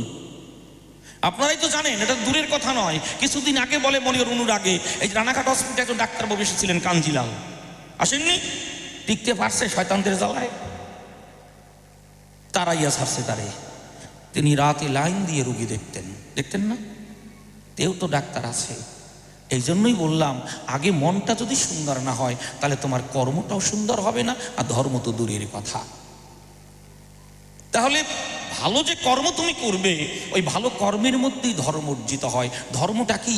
ধর্ম মানে তিলক কাটা নাকি? তিলক কাটা নাকি? না না। ধর্ম মানে কি সাদা বসন করা, গেরুয়া পরা? না। ধর্মটা কি? ধৃধাতু মন প্রত্যয় সংযোগে ধর্ম শব্দটি এসেছে। ধর্ম মানে হচ্ছে এটাই, নিজে বাঁচে অন্য থাকে ধর্ম বলে জানিস তাকে, বাঁচা বাড়ার মর্ম যাহা ধর্ম বলে জানিস তাহা। প্রতিটি বস্তুর একটা ধর্ম আছে নাকি? জলের ধর্ম আছে, সে কি করে? সমতা বজায় রাখে, উঁচু থেকে নিচে গড়িয়ে সমতা বজায় রাখে। আগুনের ধর্ম সব কিছুকে পুড়িয়ে দেয়া। বৃক্ষের ধর্ম অক্সিজেন দান করা, তাই না? তো মানুষের একটা ধর্ম আছে, সেটা হচ্ছে মনুষ্যত্ব। সেটা একমাত্র সুন্দর কর্মের মাধ্যমে, একটা সুন্দর চরিত্রের মাধ্যমে সেই কর্মটা সুন্দর হয়। দেখুন, কত বড় একজন সন্ন্যাসী জগৎ থেকে বিদায় নিয়েছেন, আপনারা নামটা বললেই বুঝতে পারবেন। তার কোনো পোশাক নাই, তিনি কাজ করেছেন, কত মানুষের পরিষেবা দিয়ে গেলেন। কত বড় একজন সন্ন্যাসী পাওয়া যাবে ভারতবর্ষে? তিনি কে বলুন তো? আমি প্রণাম করি রতন টাটা। তার কি কপালে ছিল নাকি তিলক কাটা? আমার ভাগ্নেটা, আমি নিজে বুঝানোর জন্য বলছি, গুজরাটে একটা হোটেলে কাজ করে, রতন টাটার হোটেলে। বলে, জানো মামা, তিনি যখন কখনো কখনো এসে জড়িয়ে ধরে বলতেন, এই প্রতিষ্ঠান তোমাদের, তোমাদের প্রতিষ্ঠান তোমরা রক্ষা করো। কয়জন মালিক কয় গো? হ্যাঁ, যে জানো মামা, আমি বুঝতে পারলাম না যে এই মানুষ কীরকম মানুষ। একদিন এসেছেন, ও এখন ওখানকার সুপারভাইজার হোটেলের। তা বলছে, জানো মামা, তখন আমি এই পদে আসিনি, আমি তখন ওই খাবার টাবার সাপ্লাই দিতাম, তখন আমাকে দেখে ওনার কীরকম বলে, এসো এসো কাছে এসো। ওর নাম হচ্ছে জয় মজুমদার, মা ভাগ্নের নাম। জানো বাবা, কাল হাতটা ধুয়ে ছুটে গেলাম, ওনাকে যে প্রণাম করতে গেলাম, উনি জড়িয়ে বুকে ধরে বলছে, এই প্রতিষ্ঠান তোমাদের, তোমাদের প্রতিষ্ঠান তোমরা রক্ষা করো। বলো দাদা, এর থেকে আর মানুষ হয়? কত বড় সন্ন্যাসীকে আমরা হারালাম। আমরা খালি ল্যাংটি পরা, ওই যে কুম্ভর মেলায় গিয়ে আগুন ধরাইয়া দেয়, এক করে দেয়, সে করে দেয়, এর কোনো ধর্মের পরিচয় নাকি এগুলি? বিদ্রোহী কবি কি বললেন? মন না রাঙায় বসন রাগালি, কি বলু করিলে যদি। আপনার ব্যাংকে 4 লাখ 5 লাখ 10 লাখ টাকা আপনি দেখাবেন? ছেলে যদি অভদ্র হয়, তার কাছে এটিএম দেবেন কি? দেবেন কি? দেব না, দেখাবো না। তাহলে ধর্মটা, ভজন সাধনটা গোপন, কেউ কাউকে দেখায় না। আর কুম্ভর মেলায় গিয়ে যন্ত্রপাতি বানিয়ে থয়, বড় সাধু হইছি। তে বড় সাধু হয়েছে, এটা বান্দা লাগে কিসে? ওই যেমন নাক ফুটায় না মহিষের বা গরুর, চঞ্চল গরুর, ওই রকম নুঙ্কুর মাথা ফুটো করিয়া বানিয়ে থয়, বড় সাধু হইছি। আরে ছাতা তো আমিও বানতে পারি। এটা কোনো সাধুত্বের পরিচয় নয়, এটা আছে লোক সমাজে বাহবা নেয়া। এই জন্য বিদ্রোহী কবির এই কথাটি, মন রাঙায়ে বসন রাঙালি কি ভুল করিলি যদি। মন যদি একবার তৈরি হয়ে যায়, ও সব কিছু লাগে না সবাই করি বর্ণনা, সে সব কিছুতেই সেই পরম পিতাকে দেখতে পায়। যাহা যাহা নেত্র পরে স্ফুরে কৃষ্ণ রূপ, রাধারানীর প্রেম সলিলে গোড়া দিয়ে ডুব। তাহলে বোঝা গেল নামে কি হয়, মনটা সুন্দর হয়, চিত্তটা শুদ্ধ হয়। এই ভালো চরিত্রের মানুষ যে কর্মই করুক না কেন, তাতে জগতের মানুষ আনন্দ পায়। তাই পরিষ্কার বলে গেলাম তোমায়, সঠিক কর্মই হচ্ছে ধর্ম, আর ধর্মই হচ্ছে কর্ম। খালি তিলক কাটা, ওই গেরুয়া পরা, এটা হচ্ছে বাহিরের একটা সাজ মাত্র, এটা ধর্মীয় অঙ্গ নয়। এইবার কখনো কোনো কিছু তো আছেই মানুষের মধ্যে, একটা মানসিক প্রস্তুতির জন্য, ওর আলাদা কথা। যাক, এবার একটা হাসির কথা বলি। কি সুন্দর বলে গেল আমার সর্বানন্দ। খালি চালাকি টালাকি করিয়ে না, তাহলে হারলো কে? ডাক্তার তো হারেনি, হেরেছে তো পেশেন্ট। তাহলে তুমি তো হেরে গেলে। কি এসে বলছো কি খাই, স্বাদ নাই, আমি গু খাইলো মনে হয়, মানে সন্দেশ খাইলো মনে হয় গু খাই। উরে আমার রুচিয়ালা লোক রে। তাহলে হেরে গেল কে? যে অভিনয় করেছে তাই। এখান থেকে তোমাকে বলে যাই বাবা, সবিনয় নিবেদন ভাইরে, অভিনয় নয় ধর্মের রাস্তা, বুঝলে? চালাকি খাটে না। ধর্মীয় জগতে, পবিত্র জগতে, সুন্দর জগতে কোনো ধর্ম মানে অভিনয় চলে না। তবে এর কাজকর্ম কেমন শুনবেন, ছোট্ট একটা গল্প না বলে পারবো না। মানে কথাবার্তা শুনে বোঝা যায় আমি যেন একটা পাগলের পাল্লায় পড়ছি। কয়টাই কি সে কেমন শোনেন। দেখবেন অনেক জায়গায় আছে না পাগল চিকিৎসা হয়, যেমন বিখ্যাত প্রতিষ্ঠান বিহারের রাঁচি, তো ওখানে অনেক রুগীপত্র থাকে, প্রতিষ্ঠান অনুযায়ী তো ব্যবস্থা। তারপরে 400-500 ওখানে পাগল আছে, চিকিৎসা হচ্ছে। তারা এই যারা ভালো হয় ছুটি দেয়, আবার অ্যাডমিশন নেয়। এরকম বিকেলবেলায় দুটো পাগল ঘুরে বেড়াচ্ছে, বড় একটা পুকুর আছে, পুকুরের কিনার দিয়ে। কারণ ওরা তো ওর ভিতরে থাকবে, বাইরে গেলে তো খুঁজে পাওয়া যাবে না, কে আবার তালাশ করে বেড়াবে। ওর ভিতরে থাকে, একেবারে মনের ভুলকে ঘুরে ঘুরে বেড়ায়। আর ঘুরতে ঘুরতে একটা পড়িয়ে গেছে পুকুরের মধ্যে মহাশয়, যে পড়িয়ে গেছে মাথা তো ঠিক নাই। ও কিনারে না আসতে গিয়ে যেদিকে জল বেশি সেদিকেই যাচ্ছে, গিয়ে জল খাচ্ছে আর এই হাবুডুবু করছে, মানে তলিয়ে যাচ্ছে। সঙ্গে যে পাগলটা ছিল ও বলছে শালা মরছে তো। ও কি করেছে, একটা খেজুর গাছের পাতা ধরে বলছে এই শালা দেওয়ার মরছিস তো জল খাইয়া। যে ধরেছে টাইনে উপরে তুলে ঠ্যাং উঁচু করেছে, জল কিছুটা পড়ে গেছে, ও শালা বেঁচে গেছে। এই সংবাদ পৌঁছে গেছে ডাক্তারবাবুর কাছে। ডাক্তারবাবু ডেকে বলছে অবনী, বলুন ডাক্তারবাবু, তুমি ওই পাগলটাকে ওরকে বাঁচিয়েছো? বলে হ্যাঁ। কেন? বলে মরে যাচ্ছিল ডাক্তারবাবু, তাই তো বাঁচালাম। ডাক্তার বলছে তাহলে তুমি ভালো হয়ে গেছো। বলে কেন?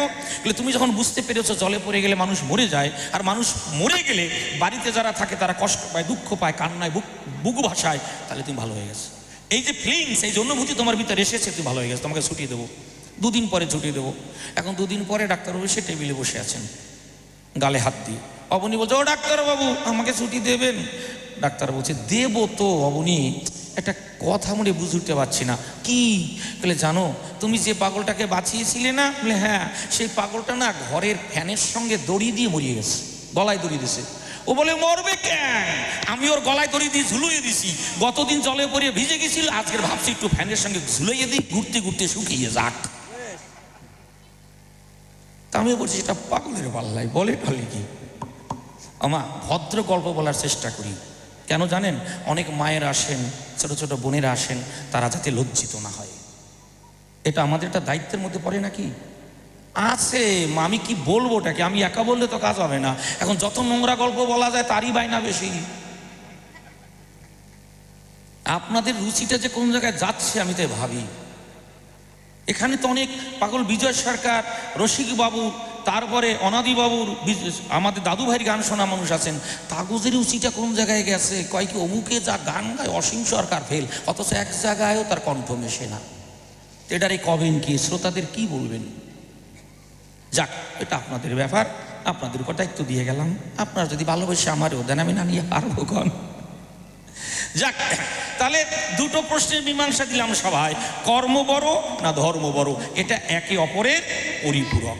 যেমন লেখা পড়া, তাই না, পান টান, অর্থাৎ ধর্ম আর কর্ম এ আলাদা কভু নয়, একে অপরের পূর্ণতা দান করে সভায়। সুন্দর কর্মই হচ্ছে ধর্ম, আর পবিত্র ধর্মই হচ্ছে কর্ম। ধর্মটা কি?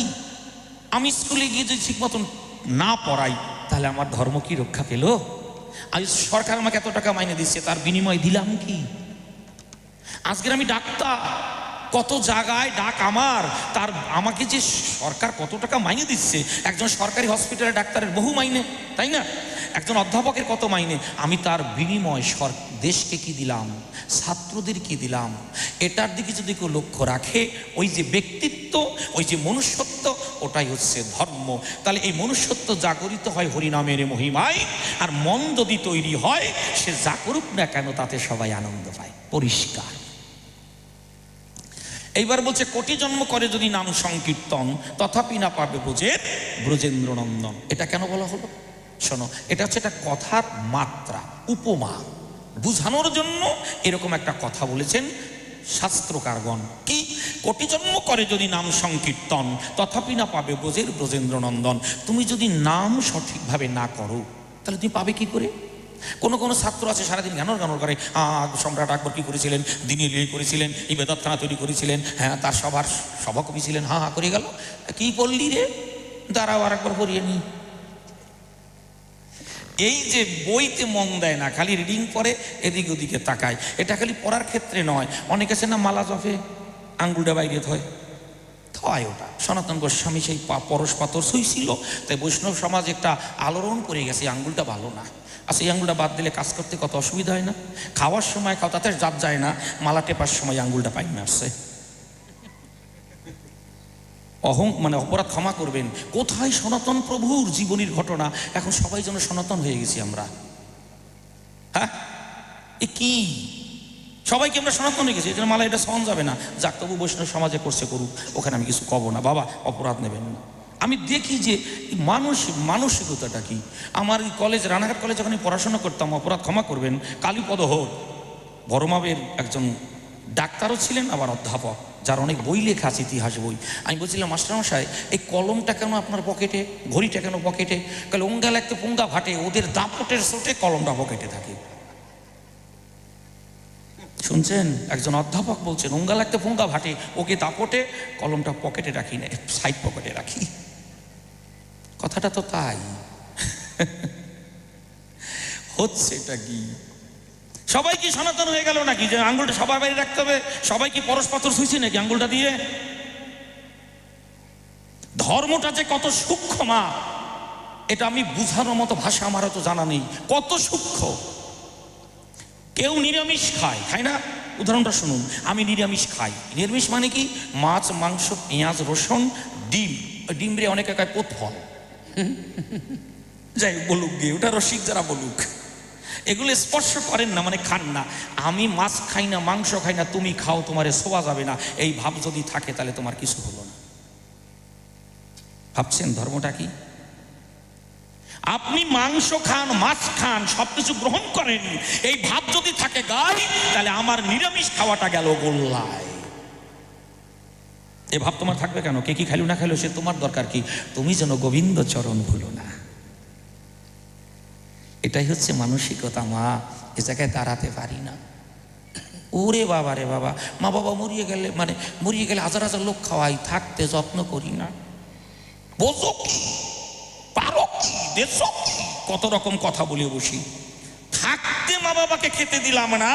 শুনুন, যত সুদিত না মরে যখন যায়, হাজার হাজার লক্ষ লক্ষ টাকা ব্যয় করে কত লোককে ভুরি ভোজন দেয়, এটা হচ্ছে বাতুলতা মাত্র, এতে কিচ্ছু আসে যায় না। এটাই ধর্ম। যতদিন মা বাবা আছে, আমি যেন তাদের কাছে সেবক হয়ে তাদের সেবা করে যেতে পারি। এই জায়গায় তাকাবে না, খালি বাইরের কতগুলো এটা ওটা নিয়ে টানাটানি করে। এই জন্যই জগতের মঙ্গল হয় না। তাহলে কোটি জন্ম করে যদি নাম সংকীর্তন, অর্থাৎ সঠিকভাবে যদি নাম না করো, ধরো আমার কথা, ধরো ওই যে মালা জপতিস, আর ওদিকে এই বুড়াগাড়া কথা কইস না, হয়ে গেল নাম করা। আসেন, এরকম হবে না। তুমি নাম করতে করতে কখন সামনে দিয়ে কে গেল, কে কোন গরুতে কি খেলো, এই বোধ তোমার থাকবে কি? দেখবেন যারা ফার্স্ট হয়, স্টার পায়, কখনো কখনো পরীক্ষা করে দেখবেন তার সামনে দিয়ে গেলে সে কিছু দেখে না। কি দেখে?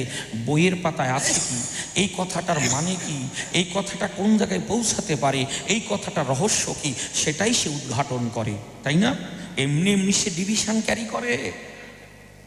দেখবেন এমনভাবে পড়ছে, এমনভাবে মন দিয়েছে বইয়ের পায়, কখনো কখনো বড়দা, ছোট ছোট ভাই বা দিদি ডাক দেবে, এ বাবু বা এ ভাই, এখান থেকে তুই কাকা গেছে, আমি তো দেখিনি দিদি।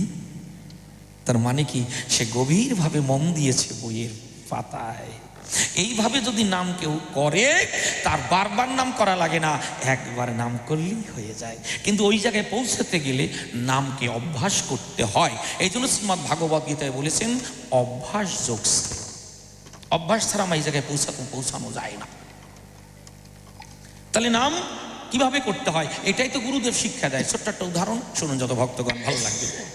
দেখবেন অনেক সময় অনেক আছে না, মেষ চড়ায়, গরু চড়ায়, তো মানে খাওয়ায় ঘুরে ঘুরে, এরকম অনেক রকম দেখা যায় গ্রামে গ্রামে। পালকে পাল ছেড়ে দেয়, একটা লাঠি নিয়ে এদিকে ফের। সে মেষও হতে পারে, অজাও হতে পারে, গরুও হতে পারে। আবার আছে না বরাহ চড়ায়। তাহলে ওই রকম গরুগুলি দিয়ে ছেড়ে শুনুনবিজ্ঞ নারী নরে একটা বৃক্ষের বসে ঘুরে কি করছে, ওই যে লাঠি দিয়ে গরুগুলোকে ফিরিয়ে নিয়ে আসে, ওইটা দিয়ে মাটি খোসায়। কি করছে? মাটি খুঁড়ছে। খুঁড়তে খুঁড়তে বলে আপনাদের সাক্ষাতে এরকম একটা কাঁচের টুকরো পেয়ে যায়। এত সুন্দর তার জ্যোতি, বলি সভা সম্প্রতি বলছে, বাবা কত কাঁচের টুকরো দেখেছি, কিন্তু এত আলো তো দেয় না, এত সুন্দর তো মনে হয় না, এটা কি পেলাম আমি। ওইটা নিয়ে বাড়ি যায়, নাতিপুতির কাছে দেয়, দেখ দেখ কি সুন্দর একটা কাঁচের টুকরো পেয়েছি। ওরা যখন পায় আনন্দ আর ধরে না গায়, ওরা এরকম ছুঁড়ে দেয়, আর একজনে কুড়িয়ে নিয়ে আসে। আবার রাত্রেবেলা দেখে কি আলো দেয়, একটু কি সুন্দর একটা জ্যোতি করে, কি লিপ কাঁথা চাপা দেয়, আবার তুষের মধ্যে রেখে দেয়, চালের মধ্যে ঢুকোয়, এইভাবে রাখে। আবার দিনের বেলা খেলা করে। এখন একদিন বিকেল বেলায় ওইভাবে খেলা করছে, কেউ ছুঁড়িয়ে দেয়, আর একজন কুড়িয়ে এনে আবার দেয়। মার, তুই কবার মারলি, আমি এবার কিন্তু এভাবে ছুড়বো, তুই খুঁজে আনবি। একজন জহরি পথ দিয়ে যায়, সে ডেকে বলে, ও খোকা তোমার কাছে বলি খুলে, এটা আমাকে দেবে, তার বিনিময়ে টাকা দেবো।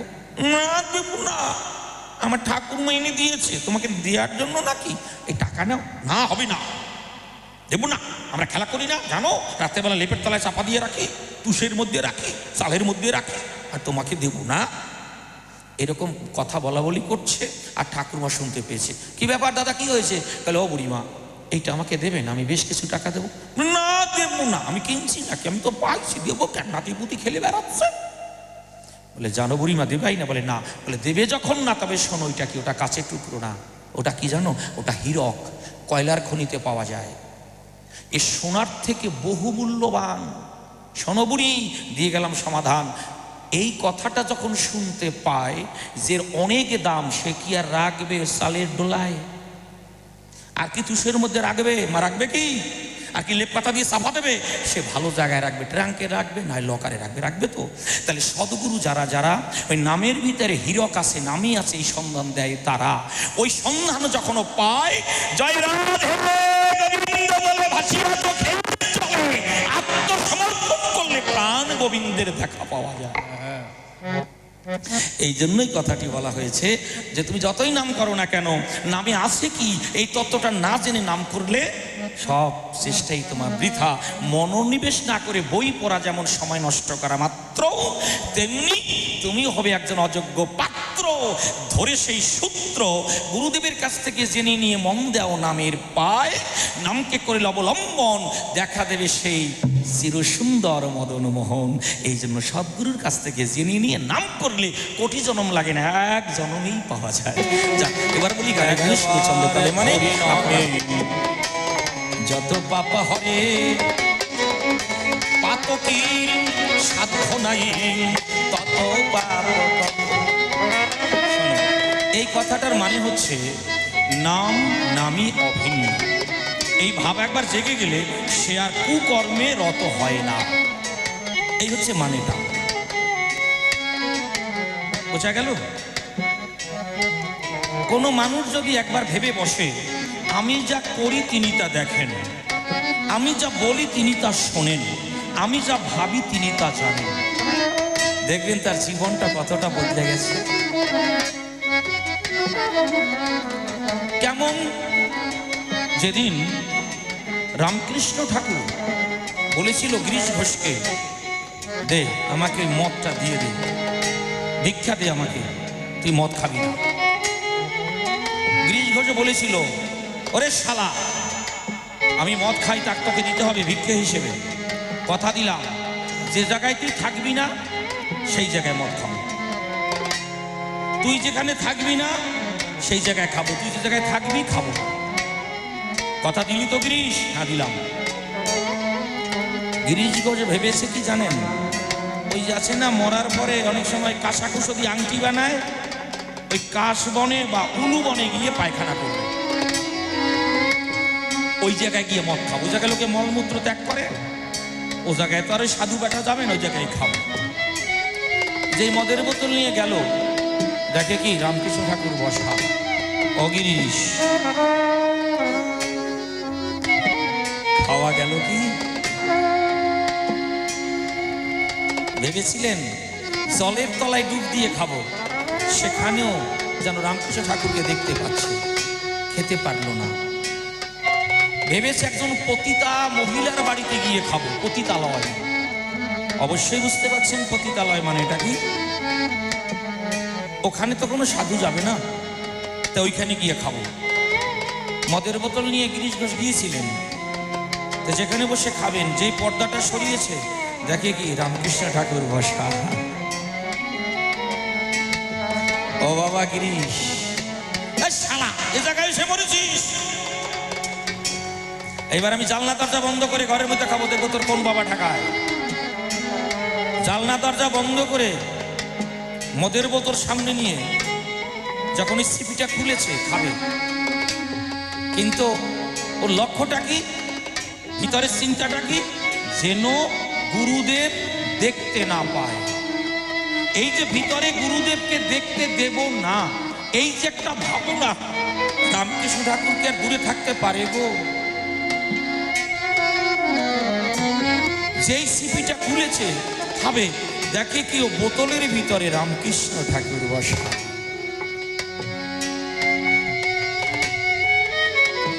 এই যে একটা মানসিকতা, এই যে একটা ভাব, এখানে কেউ যদি পৌঁছাতে পারে, তখন একবার নামে কাজ হয় এবং তার দ্বারা কুকর্ম করা সম্ভব হয় না। একটু সময় বেশি লাগছে কি? কষ্ট হচ্ছে না তো আপনাদের? ওমা, আমি একটা ম্যাগাজিনে পড়েছিলাম রানাঘাট কলেজে পড়তে পড়তে, কথাটা ভালো লেগেছে, আপনাদের সঙ্গে একটু শেয়ার করি। টিফিন বেলায় দুটো ছেলে ছুটছে, টিফিনটা তো এক সময় সবার হয় নাকি দাদা? সে হাই স্কুল, তাহলে একই টাইমে সবার টিফিন টাইম। এখন ওই দুটো ছেলে, একজন 5-এ পড়ে আর একজন 4-এ পড়ে, ছুটছে। একজনের পায়ে ছিল চপ্পল মানে চটি, কারণ ওই 5-এ পড়া ছেলেটা পিছনে ছুটতে গিয়ে ওই চপ্পলের পিছন দিক দিয়ে যে পা দিয়েছে, ও ভুট হয়ে পড়ে গিয়েছে, ফিতাটা ছিঁড়ে গিয়েছে, উঠে ঠাস করে চর মেরেছে, ওর গালে ফুলে গেছে। 5-এ পড়া ছেলেটা কি ওকে দুটো চর মারতে পারতো না? অবশ্যই পারতো, মারেনি। হাতটা ধরে বলছে, ও ভাই তোর খুব লেগেছে না? আর খুব লেগেছে তোর না? পড়ে গেলি? আমি না ভাই বুঝতে পারিনি, ঠাস করে যে চর মেরেছে গালটা ভুলে গেছে। স্কুল ছুটির পরে দেখবেন মা বাবার মতো তার সেবক হয় না? সন্তানের জন্য কি না করতে পারে মা, কি না করতে পারে বাবা। বাবার শৌর্য বীর্য, সারা জীবনের সঞ্চিত অর্থ সন্তানের জন্য দিয়ে দিতে পারে, তাই তো ইনকাম করে নিয়ে যাই তাদের একটু ভালো রাখার জন্য। একটু যদি মন দিয়ে ভাবি, পরশুরাম মাতৃহত্যা করেছিলেন, করেননি? আমরাও মাকে কুঠারাঘাত করি, বললেই সহজ হয়ে যাবে ব্যাপারটা। আপনারা ভাবতে পারেন আপনি হয়তো আমাকে কুঠারাঘাত করতে পারেন, আমরা কি সবাই করেছি? হ্যাঁ, সবাই করেছি। মেয়েরাও করেছেন, ছেলেরাও করেছি। কিভাবে? যখন আমার মা আমাকে জগতে এনেছেন, আমি অথবা আমার বোন যখনই জগতে এনেছেন, আমরা মায়ের যৌবনে কুঠারাঘাত করেছি, করিনি? আমাকে আনার আগে আমার মায়ের যে রূপ, যে সৌন্দর্য, শারীরিক যে সক্ষমতা ছিল, আমাকে জগতে আনতে গিয়ে আমার মায়ের যৌবনে আমি কুঠারাঘাত করেছি। বলুন, কেউ অস্বীকার করতে পারবে না? ভেবে কি দেখি, একবার কি ভাবি, কাদের অবদানে এই সুন্দর বসুন্ধরায় আমি এলাম। তাই আমার ভাই ভগ্নীদের কাছে দাবি রেখে গেলাম, আমি পারিনি, আপনারা কেউ মা বাবাকে কষ্ট দেবেন না, এটা আমার করজোরে প্রার্থনা রইল। দেবেন না কেউ কষ্ট, সবার মা বাবা সমান হয় না। আমি দেখেছি বাজার থেকে মিষ্টি কিনে এনে বাবাকে কোলে নিয়ে চাকরি করা ছেলে যখন খাইয়ে দিল, বাবা ঘরে রাখলে কখন দেবে কি দেবে আমি জানি না, তোমার বৌমা বলেও যেতে পারে, নলেন গুড়ের মিষ্টি নিয়ে এসছে, এসো। বাবাকে কোলে যখন মুখে একটা দিল, কার মিষ্টি কে খায়? সন্তানকে জড়িয়ে ধরে এসে বাবা আজকে মহাপ্রসাদ আমি খেলাম, মন্দিরে দেয়নি, দেবতার নামে নিবেদন করেনি, বাবা বলছে আমি মহাপ্রসাদ খেলাম। বাবা যায়, আর আমরা সেই মা বাবাকে কত কষ্ট দিই। নিবেদন রেখে গেলাম, কেউ কষ্ট দেবেন না। সবার মা বাবা কি স্কুলে হেডমাস্টার হয়? মা তো মাই।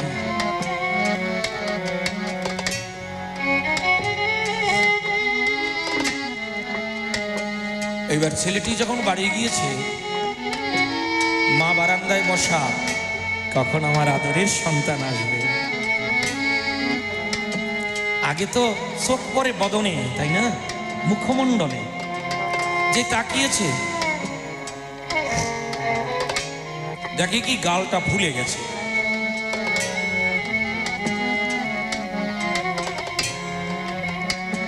ও হাত পা ধুয়ে আয়, মা গিয়ে কল চেপে জল দিল বালতিতে। সন্তান যখন বাড়িতে আসে, ওই যে পিঠের বইটা যদি কোনো মা কোনো বাবা তাড়াতাড়ি করে একটু ধরে খুলে ঘরে নিয়ে যায়, দেখবেন আনন্দের সন্তানের অন্তরটা ভরে যায়। কিছু না আবার অনেক, কিচ্ছু না বৃহৎ। ছুটে এলো তো, আপনি বইটা একটু নেবেন হাত থেকে, আর মা যদি কি একটু জড়িয়ে ধরে, আহা, মনে হয় কি এত সময় যে স্কুলে কাটিয়েছে ওই মা বাবার পরশে। মা বাবা তো দুজন সবসময় থাকে না, মা যদি থাকে জড়িয়ে ধরে, বইটা একটু খুলে নেয় হাত, মানে ব্যাগটা, সারা ওই যে 4 ঘন্টা 5 ঘন্টা কাটিয়ে এসছে, আর সন্তানের মনে থাকে না। যে একটু কল চেপে দিয়েছে, মুখ টুক ধুয়েছে, খাইয়ে বলছে, ও বাবা তোর গালটা ফোলা কেন রে, কি হয়েছে? জানো মা, আমার ছোট্ট ভাই আমাকে চর মেরেছে। কেন? আমার টিফিন বেলায় ছুটতে গিয়ে ওর চটিতে পাতিয়েছি, পড়ে গিয়ে ব্যথা পেয়েছে। তাই? তা তুমি কিছু বলো নাই? কিচ্ছু বলিনি। কেন? ও মা, কি করে বলি? যে শক্তিতে ও পরিচালিত হয়, যে শক্তি তোর জীবনধারা প্রবাহিত, সেই শক্তিটা আমার মধ্যেও, ওর মধ্যেও যে, আমার মধ্যেও সে। ও ভুল করে একটা চর মারতে পেরেছে, আমি জেনে শুনে যদি চর মারি, তাহলে সেই ভিতরে যে শক্তি, তাকে আঘাত করা হয় না। বোঝা গেল? যে শক্তি তো চলে, আমি তো চলি, তা আমি জেনে শুনে যদি ওকে চর মারি, তাহলে তাকে অপমান করা হলো নাকি? ওর মা চুপ হয়ে গেল। একে বলে চৈতন্য শক্তি। এই জন্য রামপ্রসাদী গানে শোনা যায়, আমার চেতনা চৈতন্য করে দে মা চৈতন্যময়ী। আপনারা একটু ভাববেন, স্কুল কলেজের শিক্ষাটাই শেষ কথা বলে না। তাই যদি বলতো, তাহলে আমরা অনেক শিক্ষায় শিক্ষিত হয়ে উচ্চ শিক্ষা লাভ করে কদর্য কার্য করতে পারতাম না। পারতাম কি? তার মানে আমার চেতনার উন্মেষ ঘটেনি, আমি খালি শিক্ষা পেয়েছি, পুঁথিগত শিক্ষা। এই জন্যই কথা কি, আমার চেতনা চৈতন্য করে দে মা চৈতন্য। একবার যদি চৈতন্য শক্তি এসে যায়, সে কাউকে ঠকায় না, আর তাকেও কেউ ঠকাতে পারে না। এরকম ব্যক্তির কাছে এলে পরে অভদ্র ব্যক্তির চরিত্রটাও শুদ্ধ হয়ে যায়। এজন্য বলা হলো সাধু সঙ্গ সর্বশাস্ত্রে কয়, লবমাত্র সাধু সঙ্গ সর্বসিদ্ধি হয়। তাহলে সে সাধু আছে নাই তা বলা যাবে না, আছে সংখ্যায় কম। আর আমি বলি, জানি না আপনাদের সঙ্গে মিশবে কিনা, আমি দেখি সাধু প্রত্যেকের ঘরে আছে। আমার ঘরের বড় সাধু আমার মা বাবা, কি? আর বিবাহিত জীবনে আমার কাছে সব থেকে বড় সাধু আমার স্ত্রী।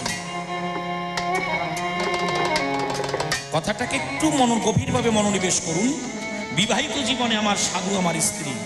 আমার স্ত্রী যদি একবার জয় পতাকা লিখে দেয়, তার তরি কি আর অজাগায় ডুবে গো?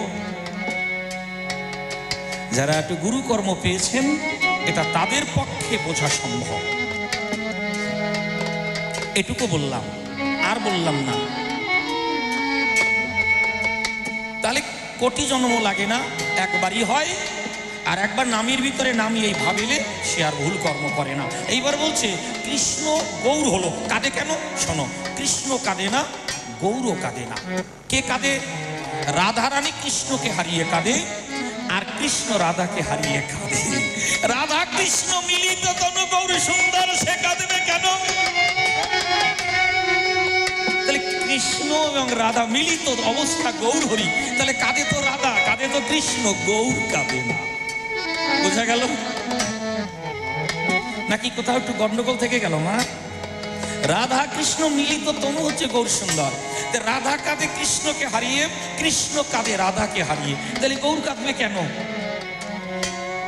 আর কাঁদে কেন শুনবে? কাঁদে এই কলির জীবকে অনর্পিত প্রেম ধন দেবার জন্য। হে পাপাহত কলির জীব, হে বিষয়মুখী কলির জীব, ভজন বিমুখ কলির জীব, মায়ায় মুগ্ধ কলির জীব, আমার প্রেম নিয়ে যা, তোদের জন্য অনর্পিত প্রেম এনেছি, আয় নিয়ে যা। তাই সে কাঁদে। বুঝলে? এই হচ্ছে রহস্যটা। এবার আর একটা প্রশ্ন করেছে যে তাহলে এমন কি দিতে পারিনি গৌর সুন্দর এবং ভগবান শ্রীকৃষ্ণ রামচন্দ্র হরিচাঁদ এসে দিল? এবার হরিচাঁদ ঠাকুরের ভক্ত যারা, তারা শুনুন। জিজ্ঞাসা যখন করেছে, চেষ্টা করি বলার। হরিচাঁদ ঠাকুর কি দিল? আমি গীতা ধরে বলে যাই। গীতার 18 অধ্যায়ে একটা কথা আছে, মমই মাংস জীব লোকে জীবুদ্ভূত সনাতন। কথাটার মানে এই জগতের সব জীব আমাহত এসেছে, তাই না? এসেছে তো। আবার কি দেখবেন, মমজনী মহৎ ব্রহ্ম তস্মিন গর্ভং দদাম্যহম। প্রকৃতি আমার গর্ভ, সেখানে আমি বীজ বপন করি, আর তার থেকে সৃষ্টি হয়েছে নরনারী। আছে না গীতায়? তাহলে সবই যদি ভগবানের সন্তান হয়, তাহলে কেউ মুসি, কেউ মেথর, কেউ কপালি, কেউ হচ্ছে বাগদি, এগুলো তোমরা ভাবো কেন? বোঝাতে পারলাম কি? সব যদি ভগবানের সন্তান হয়, এই প্রকৃতি যদি ভগবানের সৃষ্টি ক্ষেত্র হয়, তাহলে সেই ক্ষেত্রে, সেই পাত্রে আমরা সবাই জন্ম নিয়েছি। তাহলে কে কাকে হেয় জ্ঞান করে? পশ্চিমবঙ্গে পরিস্থিতিটা অন্যরকম। উড়িষ্যায় যাবেন আপনাদের আশীর্বাদে, বছরে বেশ কয়েকবারই বাইরে যাই, আপনারা কৃপা করে পাঠান। তাই এই তো গত 19 তারিখ আমি উড়িষ্যা থেকে গান করে এসেছি। আবার চৈত্র মাসের 21 তারিখ রওনা দেব কোরাপুট যাব। সেখানে গিয়ে দেখেছি আমার বড়দিদি থাকে, মানে একই মাতৃ জঠরে এসেছি। আমার বড়দি উত্তরপ্রদেশে ব্যারেলি ডিস্ট্রিক্টে ভৈজিপুরাতে থাকে। সেখানে যারা মাছ বিক্রি করে আলাদা জায়গায় থাকবে, যারা মুসি তাদের জন্য আলাদা কলোনি। ভাবতে পারেন কত বড় ছোঁয়াছুঁই বাই, পশ্চিমবঙ্গে পরিবেশটা অন্যরকম বদলে গিয়েছে। তবে এটাও বলে যাই, আমার বিরুদ্ধে আপনারা যতই যা বলুন না কেন, যেটা জানি সেটা বলি। আমার মামা ছিলেন এগ্রিকালচার দপ্তরের ভালো একটা ডিপার্টমেন্ট, অবসরপ্রাপ্ত। আমার মামা, ছোট মামা, তিনি ছিলেন ব্যাংকের একজন বড় মাপের অফিসার। তিনি দুঃখ করে বলেছিলেন, তুইও বিএ পাস করলি, কিন্তু আমি অবসর নিলাম, তাই নাহলে একটা জায়গায় যে কোনো কাজে দিয়ে যেতে পারতাম। তাহলে কত বড় একজন অফিসার ছিলেন আমার মামা। সপ্তাহে দুদিন একদিন গেলেও হতো, না গেলেও হতো, সরকারি গাড়ি, তারপর তাকে রক্ষা করার জন্য তার বডিগার্ড। তিনি বললেন, বাবারে শোন, পশ্চিমবঙ্গে জাতপাতের ব্যাপারটা প্রকাশ্যে না থাকলেও যারা চাকরি করে তারা টের পায় যে কিভাবে চলছে। এই যে নোংরামি, এই যে মানব দেহ ধরে পশুত্ব, এটার বিরুদ্ধে প্রতিবাদ করেছেন হরিচাঁদ ঠাকুর, গুরুচাঁদ ঠাকুর। গীতায় বলো সবাই মানুষ, সবাই ভগবানের সৃষ্টি, তাহলে কে মুসি, কে বাগদি, কে কামার, কে তেলি, কে মালি, কে ভুইমালি? এক ধরনের শয়তানরা এই জাতি সৃষ্টি করে, ক্লাসিফিকেশন করে আমাদেরকে পদদলিত করছেন। তাদের কান্ডারি হলো হরিচাঁদ, তাদের কান্ডারি হলো গুরুচাঁদ।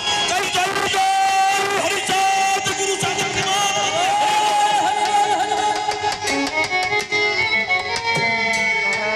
এই হচ্ছে হরিচাঁদ গুরুচাঁদ ঠাকুরের অবদান, যে গীতায় বলো এক কথা আর দেখাও আর একটা। না ওরে অভদ্র দল,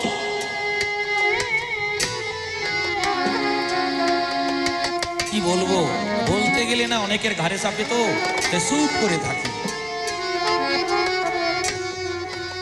বর্তমান একজন সরকার আছে, নাম বলবো না, যারা টিভি দেখেন তারা বুঝে নেবেন। টেবিলের উপরে, রাজ্য সরকার, তার টেবিলের উপরে মনুসংহিতা থাকে। তা কত বড় হিংস্র হলে এগুলো রাখে টেবিলের উপরে। মনুসংহিতা কি মানুষকে সুপথ দেখায়? যে মনুসংহিতার ভিতরে রয়েছে মানে জাতিগত বৈষম্য, যে পুঁথিখানা মানুষকে ঘৃণা করতে শেখায়, মানুষকে পদদলিত করবার যন্ত্র হচ্ছে মনুসংহিতা। এই জন্য স্বামী বিবেকানন্দ বলেছিলেন, ভারতের যদি মঙ্গল চাও, পুরোহিত